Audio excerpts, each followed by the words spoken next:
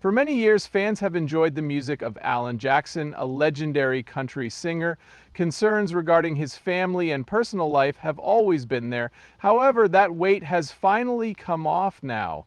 Prior to his daughter's recent statement, fans had their suspicions about him for quite some time. Jackson's songs and influence in the industry have garnered him a legion of fans, so it's hardly shocking. While he has been relatively private about his personal life, fans are curious about his family, particularly his daughter's reaction to having a famous father. Let's investigate these fresh details to see if they shed light on Alan Jackson's life and music.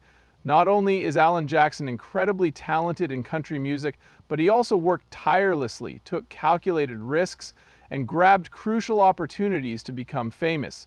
His rise from obscurity as a country music star from a small Georgia town exemplifies the legendary life. Yet there were times when things went wrong. He encountered difficulties as he progressed.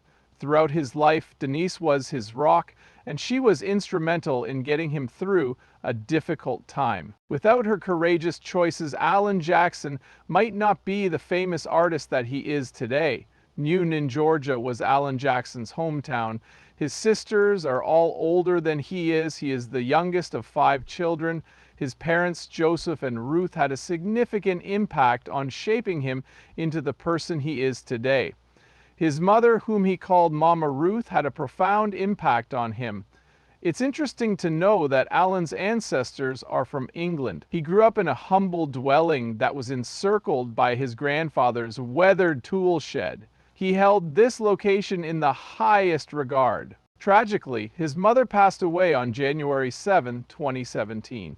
His talented husband has always had Denise, his wife, as an admirer. In 1983, when Alan initially began composing music, it was for use in religious services. But after hearing inspiration from musicians like John Anderson, Gene Watson, and Hank Williams Jr., he shifted gears. He was a member of the band Dixie Steel during his time at Newnan High School and Elm Street Elementary. This deepened his love for music. When Alan was 27 years old, he and Denise relocated to Nashville, Tennessee. If he wanted to be a singer, he could do it now. It took courage to leave the most secure part of Georgia and venture into the music industry in Nashville, where competition is intense. The road ahead for Alan was unclear, but they were game to take a chance. While Alan put in a lot of time and effort at various Nashville jobs, he had a hard time breaking into the industry.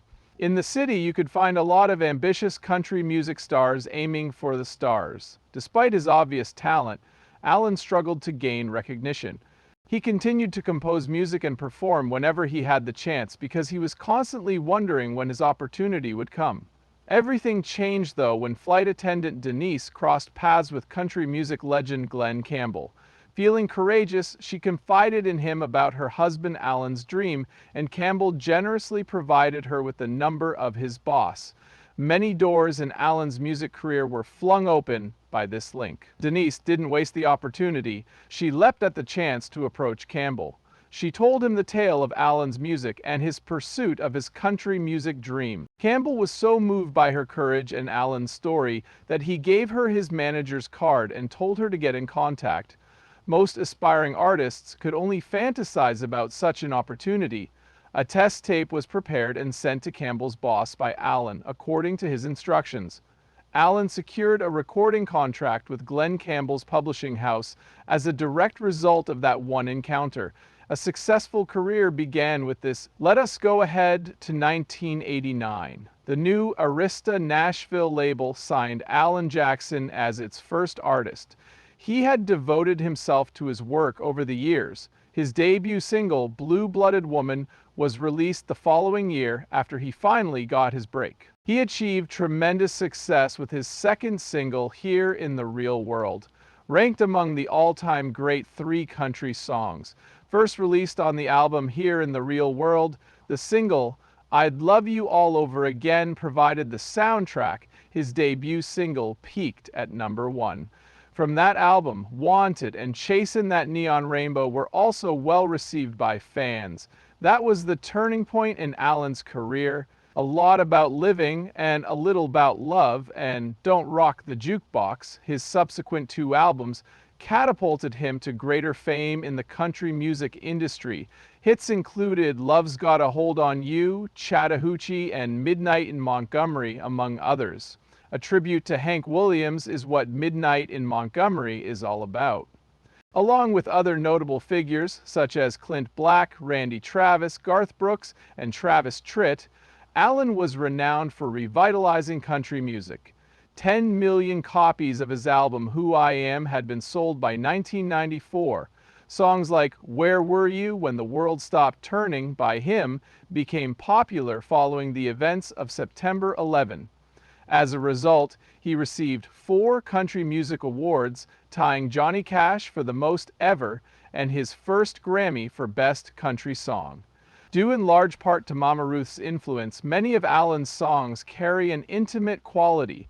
Precious Memories, his first religious record, was a gift for her. In 2006, he decided to let everyone read it. It was so successful that in 2011, Precious Memories Volume 2 was released. Home, his second song, is about the love story of his parents and the house they lived in Noonan, Georgia. It stood where his former tool shed once stood. One of the longest relationships in the music industry is that of Allen and Denise Jackson, who have been married for nearly 50 years. Allen was 18 years old when he met Denise in 1976. Denise was 16. They were smitten. In Noonan, Georgia, it all started. They tied the knot in 1979 after going out in high school. Their eldest daughter, Maddie Denise, was born on June 19, 1990, the same year that his debut album, Here in the Real World, was released in February 1990. The following year, on March 23, 1993, Alexandra Jane E. was born.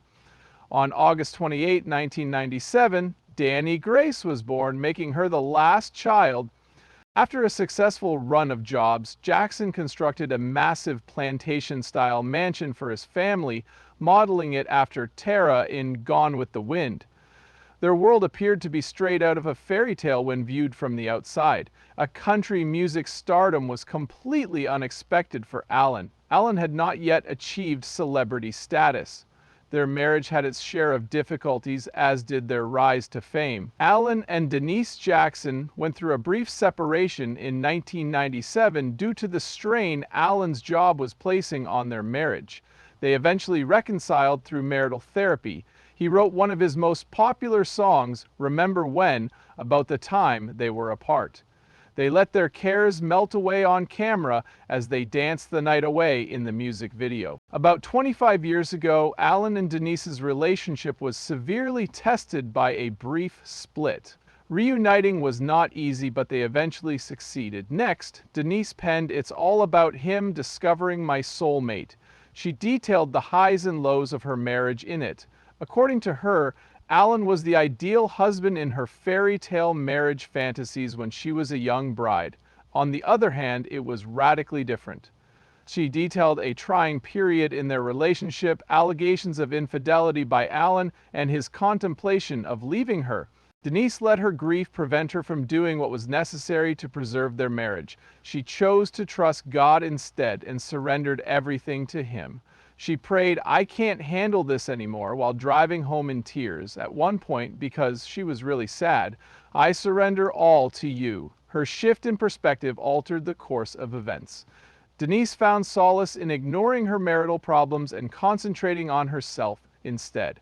Ultimately, she and Allen reconciled, and now their bond is stronger than before. Denise received devastating news in 2010 at a time when her life appeared to be improving. She was diagnosed with colon cancer. The news reached her while she and Allen were celebrating their anniversary in Florida. Her doctor called her out of the blue with the devastating news. It was unbelievable to Allen. The health of Denise had never been an issue. Denise began treatment in Nashville, so they abruptly ended their trip and returned there. She underwent radiation and chemotherapy for a few months. Allen witnessed firsthand the meaning of love and support as he stood by her side through thick and thin. Following Denise's 2 months of rigorous treatment, doctors informed her that her cancer had subsided. She later spoke about how it altered her perspective on life when asked about it by People magazine. She had never imagined she could beat cancer. In the midst of his despair, Alan put his thoughts to music with the composition When I Saw You Leaving. One of his most poignant compositions, the song appeared on his 2012 album 30 Miles West.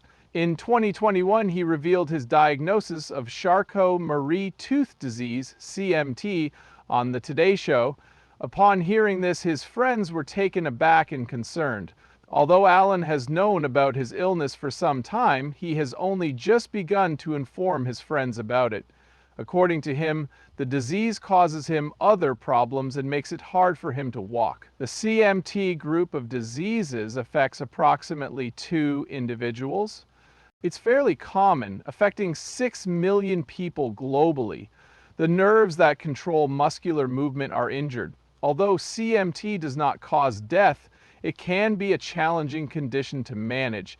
It is treatable, and in most cases it does not impact the muscles that aid in breathing. Alan explained to reporters that his illness had been a source of stress for him professionally for a long time. Because his sickness impacts his emotions, he finds it difficult to move around on stage, he said. Nevertheless, Alan has persisted in continuing to perform for his friends. He expressed his reluctance to quit working just yet, and his strong devotion to music. Despite the challenges he faces, he finds great joy in performing live and singing his songs. According to Jackson, the disease does not reduce life expectancy but can make movement extremely difficult, which is particularly problematic for someone accustomed to performing nightly on stage. He mentioned that it was becoming worse, and he occasionally trips and falls while performing, and even struggles to maintain his balance while standing at the microphone. Reassuring her that the condition isn't fatal and is associated with muscular dystrophy and Parkinson's disease was difficult but necessary. The singer from Chattahoochee stated, "I've been reluctant to talk about this in public and with my fans." His sister and grandma were also impacted by the disorder, which he went on to detail in his struggle with it. It's called CMT. CMT was a significant component of my work, which is funny. After Alan revealed the Last Call tour, he discussed some health issues he was experiencing. He didn't sugarcoat it. This wasn't going to be a farewell tour. His affection for his fellow artists is evident as well. At a Grand Ole Opry tribute to Loretta Lynn that took place in October 2022, he gave a performance. Months later, at the Country Music Awards, he was presented with the Willie Nelson Lifetime Achievement Gold Medal. He thanked Denise for being by his side the whole time during his speech. She has been there for him through the highs and lows of life for more than 40 years, beginning their journey when they were teenagers. He was grateful for her unwavering support and knew that she would be there for him in times of need. The joyous moments they shared were also precious to him. They've weathered every storm together and come out stronger than before. Denise, Alan's wife, has accompanied him throughout this entire journey. She wishes she could be there for Alan now that he was there for her during her cancer battle. The fact that there is currently no treatment for his illness does not bother her, she claims, because their lives together are like a fairy tale. He can count on her unwavering support. After sharing his diagnosis with everyone, Alan made it plain that he was still up for going on tour. He just didn't want to call it a goodbye tour.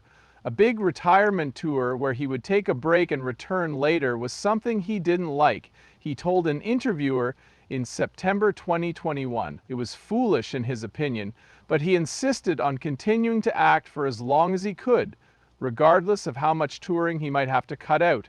Unlike the majority of people, Alan has a unique bond with another person. George Jones, Alan's singing idol, was able to meet him in an incredible opportunity. You can experience a profound transformation in your life upon encountering your legend. They hit it off immediately because George was a well-known country music artist. Despite their age difference, they were very close and looked up to one another. Their friendship lasted for quite some time. Returning to the spotlight after a hiatus, George released the smash single Choices in 1999. The Country Music Awards even gave the song a nomination for Single of the Year. A glitch, though, did exist. Due to time constraints, the award show producers requested that George perform a condensed version of the song. George politely declined, expressing his desire to sing the entire song.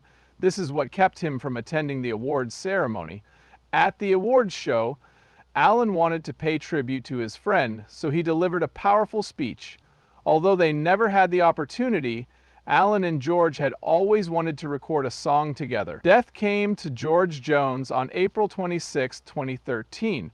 An 81-year-old man he was.